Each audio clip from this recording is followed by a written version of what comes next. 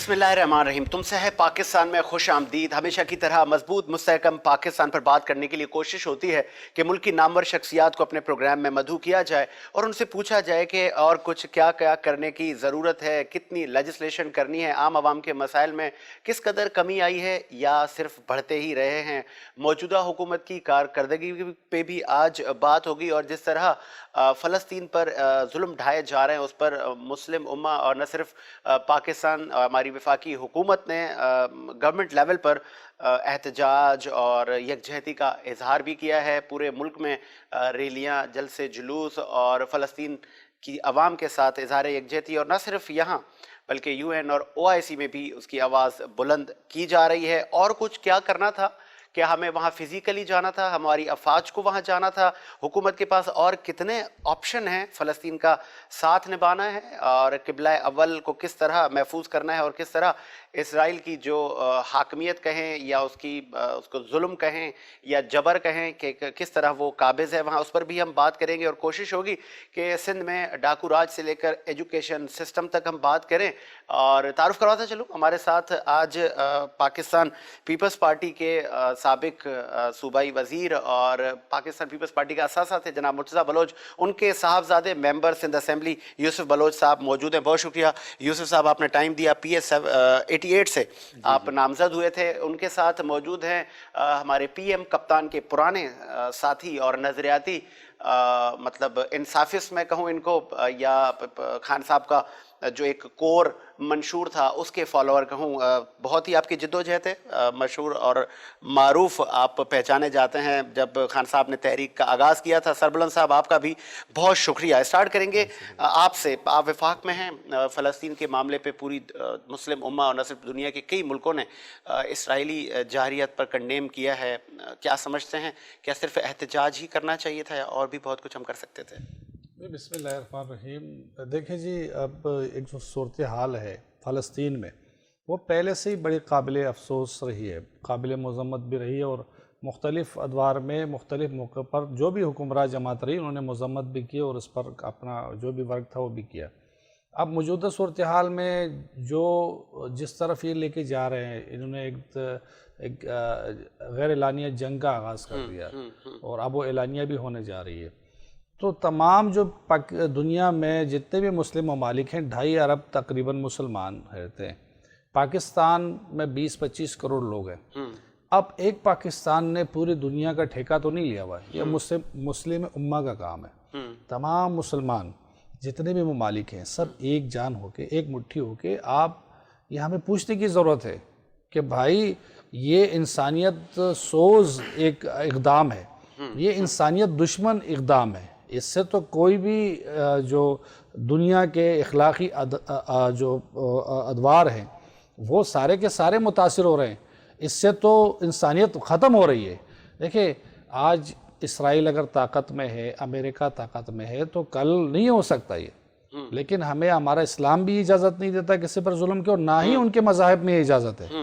لیکن چونکہ یہ چند ایسے لوگ ہیں، یہ امریکہ کی پہلے سے یہ سوچ رہی ہے کہ مسلمانوں کے خلاف کشمیر میں، بوسنیا میں، شام میں، لبنان میں، جہاں بھی ان ایک سازش کے تحت مسلمانوں کے خلاف یہ. اچھا، وہاں پر ایک انتہا پسندانہ سوچ ہم دیکھ رہے ہیں جو کہ مودی سے سٹارٹ ہو رہی ہے، پھر اور بھی کئی ملکوں کے ایسے جتنے بھی اس وقت دنیا میں غیر مسلم ممالک ہیں وہ ایک پیج پر ہے اس ایک بات پر کہ بھائی ہم نے مسلم کو سر اٹھانا نہیں دینا. اچھا، نتن یاہو کے ساتھ بہت ساری، اگر میں کہوں کفار قوتیں کہوں یا وہ سوچ کہوں، وہ ذہنیت کہوں، جن کا جو مطلب سمبل تو مودی اور نتن یاہو ہیں اس وقت، ان کے ساتھ تو ہیں. مسلم امہ میں کتنی ایسی کنٹریز ہیں کوئی بلاک بننے کے لیے میں تو افسوس کروں گا آپ کے اس پلیٹ فارم سے کہ طیب اردوغان کو ہم سمجھتے ہیں کہ وہ ایک اچھی آواز ضرور ہے، لیکن ان کا اقدام دیکھ لیں کہ انہوں نے اسرائیل کو تسلیم بھی کیا.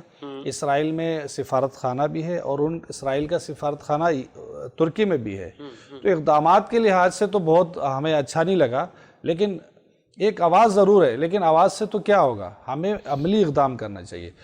دنیا میں جو سب سے زیادہ اینٹی ممالک تھے، جس میں ایک سعودی تھا، ایک پاکستان تھا، جو عملی طور پہ اسرائیل کے خلاف کھڑے ہوئے، اور اس کے ساتھ اور بھی ممالک ہیں، ایران وغیرہ، لیکن پاکستان اور بہت سعودی ساری خلیجی ریاستیں نے تو ابھی تک، ابھی خلیجی ریاست کو دیکھ لیں کہ انہوں نے جو انافیشل جو ہے بہت ساری چیزیں انہوں نے مان لی ہے، کوئی ایسا کوئی ایک کنڈیمنیشن کا کوئی واضح بیان ان کی طرف سے نہیں آیا، سعودیز کی طرف سے۔ وہ ایک کہا کہ بھائی بچوں پہ نہیں ہونا چاہیے، اس طرح نہیں ہونا چاہیے، لیکن واضح موقف جو ہے وہ اب تک کھل کے سامنے نہیں آئی کہ آپ نے اگر یہ کیا تو ہماری جانب ہماری سے یہ ہوگا۔ پاکستان تحریک انصاف نے، عمران خان صاحب نے اپنی پالیسی واضح طور پہ بتا دی، اور ہم ابھی لابنگ کریں گے پورے مسلم امہ کو ایک کرنے کی۔ OIC کا اجلاس بلا لیا، اس کے بعد ہمارے 4 وزیر خارجہ، ہم پوری دنیا میں جائیں گے، اس بات کو باور کرائیں گے۔ اب وہ دور رہا نہیں کہ ہم تلواریں لے کے نکلیں، اور وہ دور بھی نہیں رہا کہ اب وہ جنگ اس طرح ہو۔ اب تو بٹن پہ جنگ ہوگی، ایک بٹن دبے گا اور مسائل ہم بھی دبا سکتے ہیں، لیکن یہ پھر وہ جنگ نہیں رہے گی کہ جس سے کوئی ایک ملک متاثر ہو، یہ پورے دنیا کے اوپر یہ اثر انداز ہوگا۔ پوری دنیا عالمی جنگ کی صورتحال میں چلی جائے گی، مسلم اور غیر مسلم کی جنگ ہو سکتی ہے، صلیبی جنگ ہو سکتی ہے۔ جو ہمارے قرآن شریف میں جو مذہبی کتابیں ہیں عیسائیوں کی، ان میں بھی ان کا ذکر ہے، توریت میں بھی ذکر ہے، وہ اس طرف چلی جائے گی، پھر ممالک سے بڑھ جائے گی، یہ مذہبی ایک جنگ بن جائے گی۔ اس کو امریکہ کو بھی سمجھنا چاہیے، اور اس کو جو ہے غیر مسلم جتنے بھی ممالک ہیں، اسرائیل کو بالخصوص، لیکن ایک ٹھوس جواب جانا چاہیے میرے خیال سے، تاکہ یہ پھر آئندہ کے لیے ایسا اقدام کرنے سے پہلے 10 دفعہ سوچے۔ کوئی کسی کی جان جو ہے وہ کوئی آسان نہیں ہے، کسی کی جان کوئی ایسی پڑی ہے کہ کوئی لے لے۔ ہر ایک انسان کی جان اتنی قیمتی ہے جتنے کی کوئی کسی کی بھی، جس کو آپ سمجھتے ہیں یا میں سمجھتے ہیں میری جان ہے یا آپ کی جان ہے، اتنی اس انسان کی جو ہے وہ درد اور وہ جان اتنی قیمتی ہے۔ اور اسلام تو ہمیں کہتا ہے کہ ایک انسانیت کا جو قتل ہے وہ پوری انسانیت کا قتل ہے، ایک انسان کا قتل ہے۔ تو ہمارا اسلام تو ہمیں یہ سکھاتا ہے، لیکن ہم نے تو تمام مذاہب کے ایز اے مسلم ہم ان کی احترام بھی کیا ہے، اور تمام انبیاء کرام ہمارے لیے قابل احترام ہے اور سب کی عزت کرتے ہیں۔ تمام انبیاء ہمارے لیے اتنے ہی احترام کے ہے جتنے ہمارے حضور پاک صلی اللہ علیہ وسلم تو امام انبیاء ہیں، لیکن وہ بھی تمام احترام، ان کا بھی اتنا احترام، ان کی کتابوں کا، ان کے مذاہب کے عقائد کا اسلام ہمیں یہ درس دیتا ہے۔ لیکن ان کی کتابیں، ان کی پالیسیز یہ انتہا پسندی کی طرف خود لے کے جا رہے ہیں۔ اب اس کا ریئیکشن ایز اے ملک ہم اگر نہیں دے سکتے، انہوں نے اس طرح کے سکنجے بنائے ہوئے ہیں، بھئی گرے لسٹ میں ڈال دیا، ریڈ لسٹ میں ڈال لیا، بھئی آپ سے پیسے جا رہے ہیں، بھئی کون یہ اس طرح کے جب اقدام ہوں گے ریئیکشن تو ہوگا نا بھائی۔ ٹھیک ہے، میں مزید اس پہ آگے آپ سے ٹیک لوں گا۔ اچھا یوسف بلوچ صاحب، آپ نوجوان ہیں، اور پہلے تو نوجوانوں کی ضرورت ہے کہ وہ ایوانوں میں آئیں اور ملکی سیاست میں اپنا لوہا منوائیں۔ وفاقی حکومت کی فارن پالیسی پہ آپ لوگ سیٹسفائی ہیں کہ ٹھیک ہے، سب صحیح جا رہا ہے؟ جو آواز اور جو حق کا علم جو اٹھانا چاہیے تھا فلسطین کے معاملے پہ، وہ شاہ محمود قریشی اور PM عمران خان صاحب نے وہ بلند کیا؟ صحیح بھائی، ہم بحیثیت میں پیپلز پارٹی کا ایک ادنا کارکن، میں یہ بتانا چاہوں گا کہ اس ٹائم پہ بھی ہمیں شہید ذوالفقار علی بھٹو جیسے لیڈر کی ضرورت ہے، جو غیر اسلامی قوتوں کو آنکھوں میں آنکھیں ڈال کے بات کر سکے اور اپنا حق لینا آتا ہو اس کو۔ یہ دور ایسا نہیں ہے کہ بھائی جیسے بول رہے ہیں کہ ہم نے ٹھیکہ نہیں لے رکھا، تو اس کی بات کو میں بھائی کو بولنا چاہوں گا کہ جو مسلمان مر رہے ہیں وہ بھی ہمارے بھائی ہیں، اور ہمارا دین یہی کہتا ہے مسلمان جہاں بھی ہیں بہن بھائی رہیں۔ تو ہم نے بالکل ٹھیکہ لے رکھا ہے، اور پاکستان پیپلز پارٹی نے یہ ٹھیکہ لے رکھا ہے، اور ہم مذمت بھی کر رہے ہیں۔ اور کل ہمارا اجلاس ہے، ہو سکتا ہے اس میں آپ دیکھیں گے کہ ہم لوگ قرارداد بھی پاس کروائیں گے۔ یہ شہید ذوالفقار علی بھٹو کا جو نظریہ ہے، جنہوں نے اسلامی کانفرنس یہاں پہ بلائی، اس چیز کو لے کر اگر عمران خان صاحب چلیں گے تبھی تھوڑا سا ہم اپنا جو تھوڑی بہت عزت بچی ہے اسلامک کنٹریز میں، ایک پاکستان کا نام ہے، تو وہ بچ سکتا ہے۔ اگر یہ ابھی بھی آنکھیں بند کر لیں کہ وہ بلی ہمیں نہیں دیکھ رہی، جیسے کبوتر آج اسرائیل ہے کل پاکستان ہو سکتا ہے، تو آج اگر ہم اپنے فلسطینی بھائیوں کو سپورٹ نہیں کریں گے تو یہ کل پاکستان پہ بھی حملہ ہو سکتا ہے، اور پھر جیسے جن بھائی دوسرے ممالک سے ہم لوگ امید لگائے بیٹھے ہیں کہ شاید ترکی ہمارا ساتھ دے گا, شاید سعودی دے دے, اگر کل کو وہ بھی یہ بول دیں گے ہم نے ٹھیکہ نہیں لے رکھا, تو کیسے چلے گا یہ ملک؟ یہ مسلمانوں کو متحد ہونا ہے. تو حل بتائیں گے کیا اس وقت کرنا چاہیے؟ پی ایم عمران خان صاحب کو کیا کرنا چاہیے؟ مطلب کہ افواج ہماری وہاں جانی چاہیے؟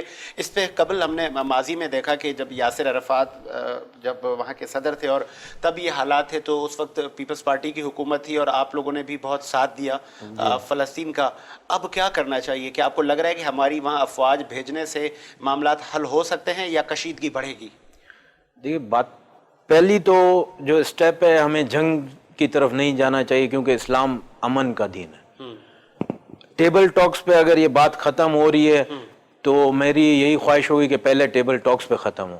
اگر نہیں ہوتی ہے تو جیسے ہم خانہ کعبہ کو بچا سکتے ہیں, تو یہ بھی ہمارا قبلہ اول ہے, تو ہماری فوج کو بالکل جانا چاہیے اور اپنے قبلہ اول کو وہاں پہ ان یہودیوں سے بچانا چاہیے. جانا چاہیے فوج دیکھیں, کو. میرے بھائی کے جذبات ہیں, میں قدر کرتا ہوں ایز اے مسلم, میرے بھی یہ جذبات ہیں. اور جو بھائی نے بات کی ہے, وہ میرا کہنے کا مقصد یہ ہے کہ پاکستان ایک واحد ملک نہیں ہے. یہاں کے 20 کروڑ کی آبادی ہے. سب کو جوڑے گا کون؟ تمام مسلم پہلا ہمارے یہاں ہمارا یہ ہوتا ہے, میں ذرا ایکسپلین کروں جو بات میں کرنا چاہ رہا ہوں. پہلے یہ ہوتا ہے کہ کہیں بھی کوئی ایسا واقعہ ہوتا ہے اسلام کے خلاف, تو ہمارے یہاں لوگ تو سڑکوں پہ نکل جاتے ہیں, سڑکیں بند کر دیتے ہیں, احتجاج شروع کر دیتے ہیں, اپنی املاک کو جلاتے ہیں. یعنی کہ میرا کہنے کا مقصد ہے کہ ہم ایز اے قوم, ایز اے مسلمان, ایز اے امہ ہم نے آواز اٹھانی ہے, ویسے امہ اٹھانی, تاکہ میسج چلا جائے کہ مسلمانوں میں اٹھانی ہے سربلند صاحب, یا عملاً ہم نے اپنے لوگ دیکھیں, پہلے آپ دنیا کے اصول ہوتے ہیں کہیں بھی کسی بھی چیز کے, پہلے آپ آواز اٹھائیں گے, اگر آپ کی بات سمجھ نہیں آ رہی ہے تو پھر آپ اس پر ایکشن بھی لیں گے. ایکشن از سیکنڈ, لیکن یہ ایکشن اس طرح ایکشن نہیں ہوگا, یہ ایک خطے کی جنگ نہیں, یہ ایک ملک کی جنگ نہیں ہوگی, یہ ہوش مندی کا کام ہے. اگر اسرائیل پاگل ہو گیا ہے تو تمام ممالک پاگل نہیں ہے. اس کی دانش مندی کے ساتھ ان تمام ممالک کو سوچنے پڑے گا. لیکن پاگل جب کوئی ہو جائے تو نت بھی ڈالی جاتی ہے.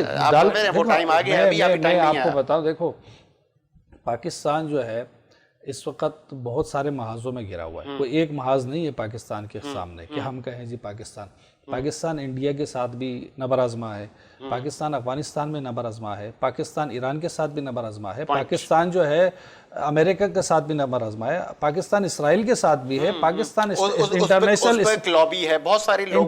اسٹیبلشمنٹ کے ساتھ لگی ہوئی ہے. ہمارے افواج کئی محاذوں پہ لڑ رہی ہے, آلریڈی ہم حالت جنگ میں, ہمارے انٹرنل پولیٹیکل سچویشن جو حالات ہیں وہ بھی اتنے نارمل نہیں ہے. ہمارا ملک ایک مٹھی ابھی تک نہیں بن سکا, ہماری قوم ابھی تک فیصلہ نہیں کر سکی ہے ایز اے قوم. پورا پاکستان, دیکھیں جذبات تو عوام کے ہیں, اس میں دو رائے نہیں. اب ایمانی قوت ہے, اس میں دو رائے نہیں. وہ ایک طاقت ہے ایمان والی جس پہ ہم پوری دنیا میں پاکستان کی آواز گونجتی ہے. پاکستان کی حکومت پر پریشر بھی ہمیشہ رہا ہے عوام کا. بالکل ایسا ہی ہے, یہی بات ہے. میں آپ کو سچ کہوں گا کیونکہ ہم ایک بڑے سنجیدہ ایشو پر ہیں, ہم پارٹی کو ریپرزینٹ نہیں کر رہے. آج جو بات کر رہے ہیں بڑا سنجیدہ ایشو ہے. فلسطین کا ایشو کے لیے ہمیں ایسے قوم ہمیں کھڑا ہونا پڑے گا. آج جنگ تلواروں کی نہیں ہے, معیشت کی ہے. جب تک آپ معاشی طور پہ آئی ایم ایف کے چنگل سے نہیں نکلتے, جب تک آپ ان ورلڈ بینک کے چنگل سے نہیں نکلتے, آپ ہمیشہ بلیک میل ہوتے رہیں گے. آپ ہمیشہ دیکھیں جس طریقے سے ایک باپ اپنے بچوں کے بارے میں سوچتا ہے اور بہت سی ساری چیزیں برداشت کرتے ہیں. اس ملک کا سربراہ آج عمران خان ہے, کل کوئی اور بھی ہو سکتا ہے, وہ بھی اس سچویشن میں آ سکتا ہے. ہمیں بیان بازی کے ہٹ کر ہم نے سنجیدہ طور پہ ان تمام چیزوں کو سوچنا پڑے گا. آج اس کپ سے لے کر قلم تک جو ہے ہم چائنا سے امپورٹ کر رہے ہیں. ہمارے پاس بنانے کی کیا چیزیں ہیں؟ ہم فرانس کی چیزوں کا بائیکاٹ کر رہے ہیں, اس کا نعم البدل ہمارے پاس کیا ہے؟ جو سنجیدہ چیزیں وہ یہ ہیں کہ ہم وہ ساری پروڈکٹ اپنی بنائیں, ہم ایکسپورٹ کریں تاکہ ہمارے پاس پیسے ہوں اور ہم معاشی طور پہ کسی کے غلام نہ ہوں. بہت اچھی بات کی. یوسف صاحب, آپ کیا کہنا چاہیں گے مزید اس پہ کہ ہم تو ابھی پروڈکٹ کا صرف بائیکاٹ کرنے کے لیے آواز اٹھاتے ہیں, ہم اپنی پروڈکشن اور ہم ابھی تک خود مختار نہیں ہو پائے. یہ بات ایک وفاقی گورنمنٹ کے بندے یہ بات کرتے ہوئے اچھے نہیں لگتے ہیں, کیونکہ وفاق میں گورنمنٹ آپ کی ہے. آپ لوگ 2018 میں آئی تبدیلی کا نعرہ لے کے, اگر ابھی بھی آپ لوگ یہی بولو گے کہ پچھلی گورنمنٹوں نے کچھ نہیں کیا اور ابھی تک کچھ نہیں ہو رہا, تو آپ نے کیا کیا؟ میرے پاس کچھ فیکٹس اینڈ فگر ہیں، اگر آپ اجازت دیں تو میں پڑھ کے بتاؤں. ضرور ضرور. آئی ایم ایف کی بات بھائی نے کی. پیپلز پارٹی کی گورنمنٹ تھی 2008 میں، تب ہمارے اوپر قرضہ تھا 13.5 ارب روپیز کا، 13,500 ارب روپے کا. اس کے بعد پیپلز پارٹی کی گورنمنٹ میں آیا 7,000 ارب روپے پیپلز پارٹی نے قرضہ لیا اپنے 5 سالہ دورہ اقتدار میں. پھر نون لیگ کی گورنمنٹ آئی، انہوں نے 11,500 ارب روپے. جبکہ پی ٹی آئی کی جو گورنمنٹ آئی ہے اس نے صرف 2 سال میں 11,000 ارب روپے قرض لیا. تو ہم تو چلو ٹھیک ہے، ہم لوگوں نے ملک کو تباہی کی دہانے پہ کیا. آپ نے 2 سال میں ان سب گورنمنٹ سے زیادہ قرضہ صرف 2 سال میں لیا. قرضہ آپ لوگوں نے بڑھایا. کیسے خود مختار ہوں گے؟ کیسے ہوں گے؟ میں آپ کو جواب دیتا ہوں. ہم نے $21 بلین واپس کیے. ہماری واحد حکومت یہاں سے لے کے وہاں واپس نہیں، واپس نہیں، یہاں نے ہم نے آئی ایم ایف کو واپس کیے ہیں، ریکارڈ پر ہیں، آپ اعداد و شمار دیکھ لیں. آئی ایم ایف سے آپ لے بھی تو رہے ہیں، تو ہم اپنے لیا نہیں، وہ واحد ہماری ایک قسط ہے. انہوں نے ہر سال لیا تھا، جس کا یہ ڈنکا پیٹ رہے ہیں، اور انہوں نے ہر سال لیا، ہم نے 1 سال لیا. پیسے کی، روپے کی قیمت آپ کی ڈیویلیو ہوتی گئی ہے. آپ مشرف آیا تو 60 روپے تھے، جب آپ گئے تو 100 روپے تھا. آپ اس بات سے ڈینائی تو نہیں کر سکتے. اور جب نواز شریف صاحب گئے 125 روپے تھا، اب ہم آئے اب 155 روپے. 155 سے بھی ابھی نیچے جا رہی ہے. معیشت مستحکم ہو رہی ہے. ہم پولیٹیکل بات تو آپ اگر ٹاپک چھڑتے تو میں تیار ہوں. موڈیز میں ہم بہت آگے جا چکے ہیں. اسٹاک ایکسچینج میں اس کرونا کی سچویشن میں جہاں دنیا کی تمام معیشت جو ہے ڈامک ڈول ہو رہی ہے، نیچے کی طرف جا رہی ہے، پاکستان کی تمام دنیا نے تعریف کی. انوائرمنٹ کے حوالے سے پاکستان کو دنیا نے تعریف کی. احساس پروگرام انٹرنیشنل 4 دنیا کے بہترین پروگراموں میں شامل ہوا. کہا جا رہا ہے. اس کے بعد میں آپ سے حکومت کی کارکردگی پہ بات کرتا ہوں، اور سندھ حکومت کتنا آپ کو سپورٹ کر رہی ہے، اور اپوزیشن کا کردار وفاق میں تو نبھا رہی ہے پاکستان پیپلز پارٹی سندھ میں. اس کی اپنی کیا پرفارمنس؟ ایک بریک لیتے ہیں، بریک کے بعد آتے ہیں.